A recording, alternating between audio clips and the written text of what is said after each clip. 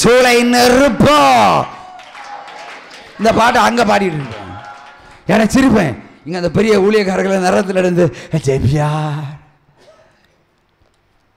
என்ன கொஞ்சம் தூக்கி விட தோகமா இருக்கு தண்ணிதான். அப்ப சிங்க கேவியோ சூளை நெருப்போ. அன்னைக்கு சொன்ன நீ கேட்கல, நீ புளுத்து சாவிடா, எரிஞ்சு எரிஞ்சு சாவிடா, தாகத்தோட சாவிடா. நான் அங்கேயும் பரலோகத்தில் ஊழியா சிங்க கேவியோ சூளை நெருப்போ அவர் என்னை காத்திடுவார். சிங்க கேவியோ சூளை நெருப்போ அவரே என்னை காண்பவர், அவரே என்னை காப்பவர். ஹல்லேலூயா. அப்போ பிரபலமான ஊழியக்காரங்களை நரகத்தில் எடுக்கும்போது நான் சொர்க்கத்தில் பரலதுன்னு பார்ப்பேன். ஒரு தண்ணியாகத்தா கொடுக்க விட மாட்டார். தாகத்தோடு தண்ணி இருக்கணும் கொடுக்க சொல்லியிருக்காரு. ஆனால் நரகத்தில் கிடக்கிற பையனுக்கு கொடுக்காதுன்னு சொல்லுவார். நான் தண்ணியே காட்டுவேன். தண்ணி காட்ட அர்த்தம் இருக்குது. தண்ணியே காட்டுறேன்னா போக்கு காட்டுறது. தண்ணி தருவேன்னு ஆனால் வாங்கி கையை பிடிச்சிக்கிடுவான். எலும்பு தொல்லுமாறுது. ஆனால் கொடுக்க மாட்டேன். ஏன்னா நீ ஒரு பிசாசு.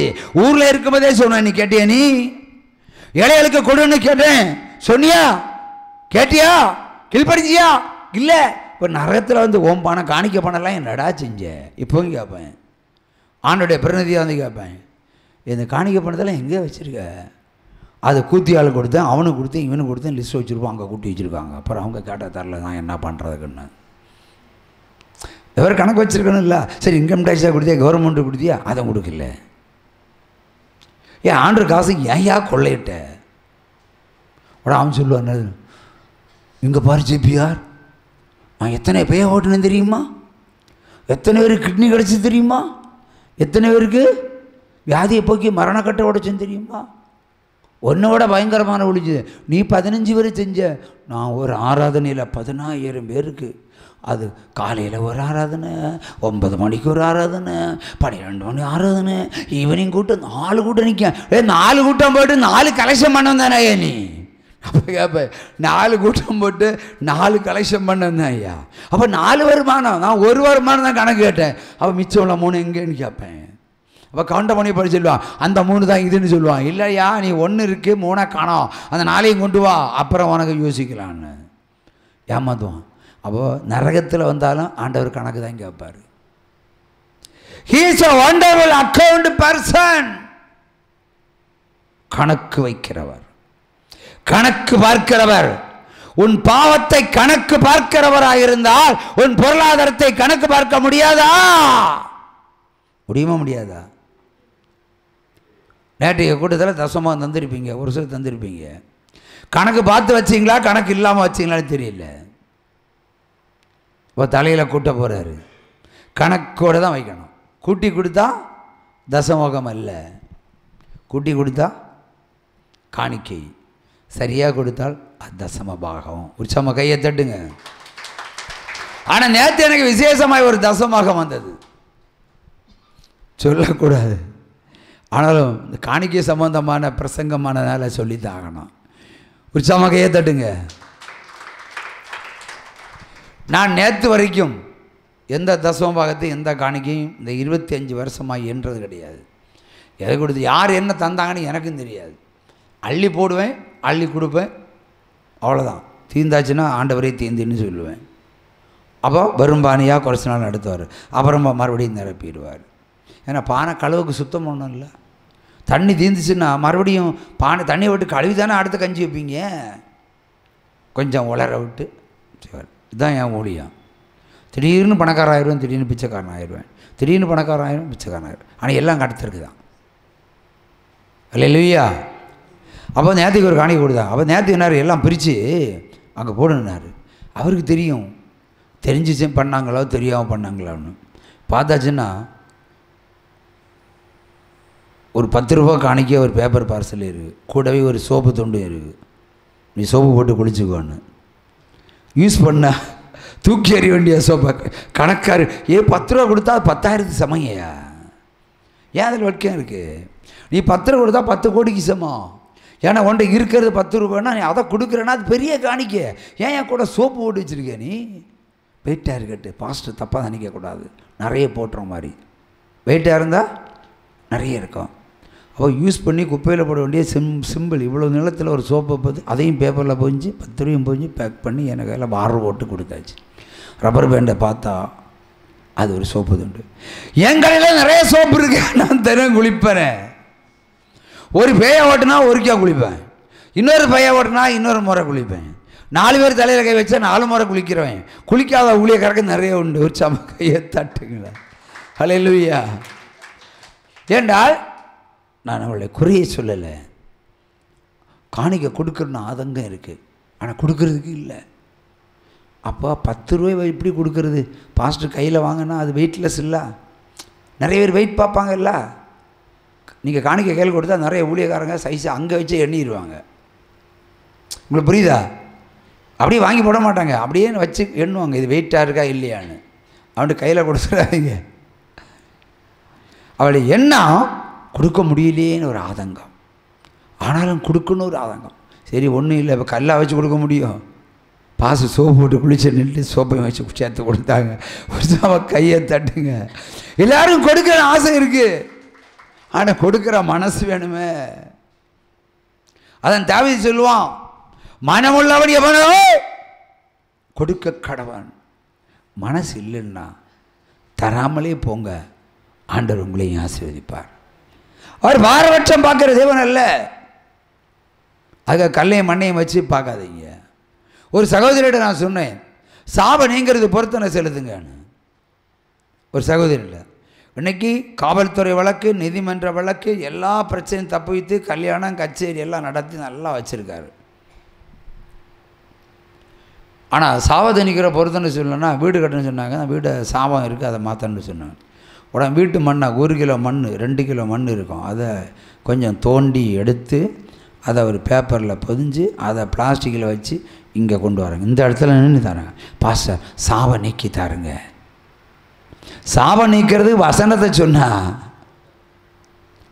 அவங்க என்ன பண்ண, மண்ணையே கொண்டாருங்க. பாஸ்டர் கை வச்சு ஜெபிங்க சாபம் தீரட்டுன்னு. இதுதான் சப்ஜெக்ட். அப்போ வசனத்தின்படி நில்லு, உன் பூமியினுடைய சாபத்தை ஆண்டவர் மாற்றுவார். அப்போ இந்தியாவினுடைய சாபத்தை மாறினா இந்தியாவை தூக்கி கொண்டு வருவாங்களா? இப்போ இந்தியாவுடைய சாபத்தை போக இந்தியாவை கொண்டு கையில் தருவாங்க, சாபத்தை போங்கன்னு. அதான் அந்திகிறிஸ்துவுடைய சிந்தனை. வசனத்தின்படி உன் வீட்டினுடைய பாவத்தை கழுவு. அதான் வசனத்தின்படி இல்லைன்னா மண்ணை தூக்கிட்டு வரேன். நாளை கடை நல்ல வேலை வீடையே தூக்கி கொண்டு வரல, இல்லை வீடையே பொம்மையாக்கி பாஸ்டர் இந்த வீட்டில் சாபம் இருக்குது அதை மாற்றி தாருங்கன்னு.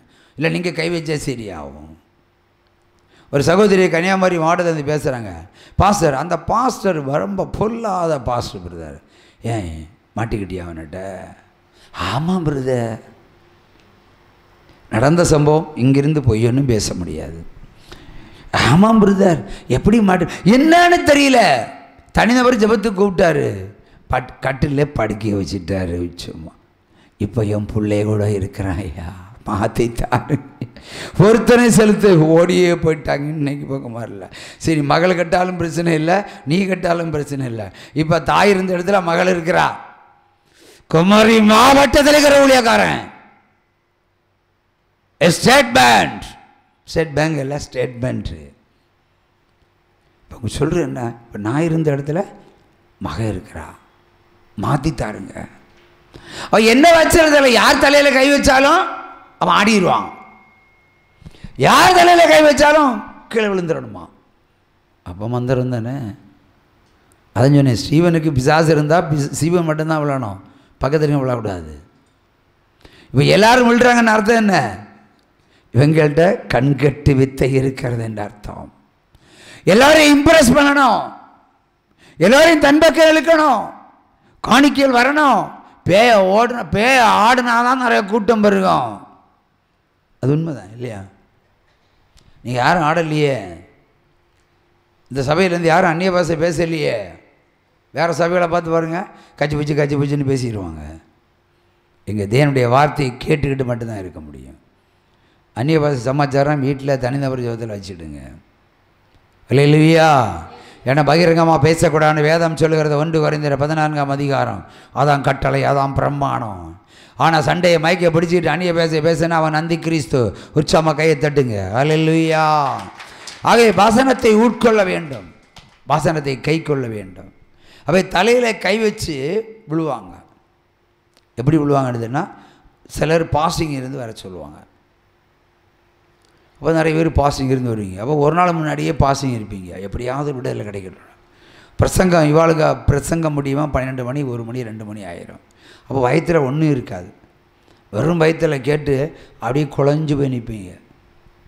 அப்போ அந்த பிள்ளை ஜெபத்துக்கு வருது, முழங்கால் போடுன்னு சொல்லுவான். தலையில் கை வச்சுட்டு ஐய் பாப்பால் வா சாத்தானேன்னு தலையை கை வச்சு இந்த அதிர்ச்சியில் அந்த பிள்ளை விழும். உடனே கேமரா வச்சு ஃபோட்டோ எடுறான்னு உன் டெலிகாஸ்ட் பண்ணி பழப்பம் நடத்திடுவோம். சரியா? இஞ்சேன்னா மயக்கம் போட்டு விடுறது. ஏன்னா பசியோடு இருக்கும்போது பெண்களுக்கு என்னது, ஆண்களோட பெண்கள் அதிகமாக சாப்பிடுவாங்க. நேரத்துக்கு சாப்பிடலைன்னா அவங்களுக்கு தலை சுத்து உண்டாகும், பசியின் கொடுமை உடலில் உண்டாகும். இப்படி இருக்கும்போது தலையை கை வச்சு அப்படி பின்னாடி புஷ் விழுந்துருவியா? பேய் இல்லாதவன் விழுந்துருவான். கேமரா அங்கே உடனே ஷூட் பண்ணோம். நம்ம கேமரா மட்டும் தமிழ்நாட்டில் என்ன மட்டும்தான் பார்க்கும், உங்களை பார்க்குறது இல்லை. சண்டையா வாசிம் பிரேயர் மட்டும் ஒரு கேமரா ஒரு ஸ்டைலில் மட்டும்தான் உட்காந்துருக்கும். ஒரு சும்மா கையை தட்டுங்க. க்ளோஸ்அப்பில் கிடையாது. ஒரு பொம்பளை ஒரு சகோதரி அந்நிய பாஷையில் பேசுகிறான்னு வைங்களா, ஒரு கிழவியும் பேசுகிறா, ஒரு வாலிப பிள்ளையும் பேசுகிறா. உடனே கேமராமேன் கிழவிக்கிட்ட கொண்டு போக மாட்டான். நானாக இருந்தால் கிழவிக்கிட்ட கொண்டு போவேன். இந்த அம்மாக்கிட்டையும் பரிசுத்தாவி எந்த அளவுக்கு இருக்கிறேன்னு இல்லை காட்டுறதுக்கு கூட்டிகிட்டு போவேன். ஏன்னா இந்த அம்மாவுக்கு பிரச்சனை இல்லை, காட்டலாம். இந்த அம்மா புருஷனுக்கு தெரியாமல் அந்த பிள்ளை வந்திருக்கும். இங்கே வந்தால் கையை தட்டி பண்ணும்போது அந்நிய பாஷை வந்திருக்கும். இல்லைன்னா கண்ணை மூடி ஜூம் பண்ணுவாங்க. ஐயோ ஆண்டவரே சோத்திரம் சோத்திரம். இங்கே என்ன துப்பட்டா அவ்வளோரும் தெரியாது, ஒன்றும் தெரியாது. இவன் கேமராயை கொண்டு க்ளோஸ் அப்பில் பிடிப்பான். ஷைங் ஷூட்டிங் நல்லா ஷூட் பண்ணுறா, நல்லா ஷூட் பண்ணு. அவள் லிஃப்டினுடைய சத்தத்தையும் கூட ஷூட் பண்ணிடுவான். ரொம்ப க்ளோஸ் அப்பில் பிடிச்சா எல்லாமே தெரியும்ல. அதான் அவனுக்கு டெக்னிக்கல், அதான் அந்த கிறிஸ்து. நிறைய சபைகளில் இது மாதிரி தான் கேமரையை கொண்டு நடக்கிறன்னு ஒருத்தன் இருப்பான். ஆனால் நம்ம இடத்துல கேமரையை கொண்டு நடக்கிறது ஒருத்தரும் கிடையாது. ஆகவே இது மெய்யான வழி, அதெல்லாம் பொய்யான வழி. உற்சாகமாக கையை தட்டலாம். ஹல்லேலூயா. ஏன்னு சொன்னால் ஒரு தாயை படம் பிடித்து காட்டலாம், ஒரு வாலிப பிள்ளையை படம் பிடித்து காட்டுறது ஒன்று கர்த்தருடைய சத்தம் இருக்கணும், இல்லை கர்த்தருடைய சித்தம் இருக்கணும். சும்மா எல்லாம் காட்டக்கூடாது. இப்போ அழகான பிள்ளைங்களை தான் ஷூட் பண்ணுறாங்க. ஏன் மற்றவங்க பண்ணால் ஷூட் பண்ணலை? கேமராக்கு கவர்ச்சி தேவை இருக்குது. ஒரு ஆம்பளை அந்நிய பாஷை பேசுவான், ஷூட் பண்ணுவானா? பண்ண மாட்டான். பாரபட்சம். எல்லா சபைகளிலும் அந்தி கிறிஸ்து கொடியேற்றி விட்டான். சத்தியத்தை மிதித்து போட்டாச்சு.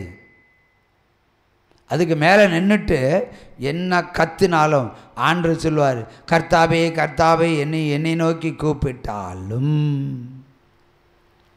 நான் உன்னை அறியேன்.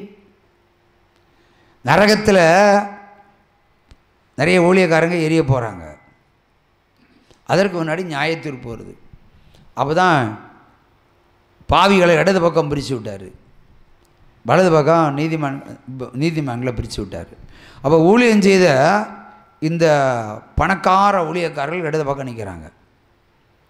இவங்களுக்கு கோவம். ஆண்டவர் நான் ஜெபம் பண்ணுன்னா உங்கள் பேர் என்ன சிஸ்டர்? கல்பனா. நான் ஊழியம் செய்த கல்பனா உமக்கு வலது பக்கத்தில் நிற்கிறாங்க. நான் ஏன் இடது பக்கம் நிற்கணும்? ஏன் ஆண்டவர் இந்த பாறுபாடுன்னு கேட்டா, போடா உடனே எனக்கு தெரியாதுன்னு சொல்லுவார். அப்படி தான் இது சொல்லி கொடுத்தார். இல்லை ஆண்டவரே நான் பேய ஓட்டுனேன், பிசாசு ஓட்டுனேன், என் நாமத்தில் எதை செய்தாலும் ஓகே, ஆனால் உன்னை நான் அறியேன். அவர்களோ என்னை அறிந்திருக்கிறார்கள். எப்படி அறிந்திருக்கிறார்கள்? நான் உடை இல்லாமல் இருந்தேன், உடையை கொடுத்தார்கள். உணவில்லாமல் இருந்தேன், உணவை கொடுத்தார்கள். நான் சிறையிலே இருந்தேன், என்னை பார்க்க வந்தார்கள். நான் துக்கத்தில் இருந்தேன், ஆறுதல் சொன்ன வந்தார்கள். நான் வியாதிப்பட்டு இருந்தேன், மருத்துவமனைக்கு வந்தார்கள். நீ ஏண்டா என்ன பார்க்க வரல? இன்னைக்கு கேட்பார். ஆகவே உன்னை எனக்கு தெரியாது, நீ நரகத்துக்கு போயிடணும். இல்லை ஆண்டவரே, என் வீட்டில் நீர் வரலையே. நான் அடுத்த கொஸ்டின் கேட்குறேன். அதுக்கு சொன்னார், நான் உடையில்லாதவனாய் உன் வீட்டில் ஒரு பிச்சைக்காரனாய் வந்தேன், நீ ஒரு பழைய துணியோரை கொடுக்கலடா.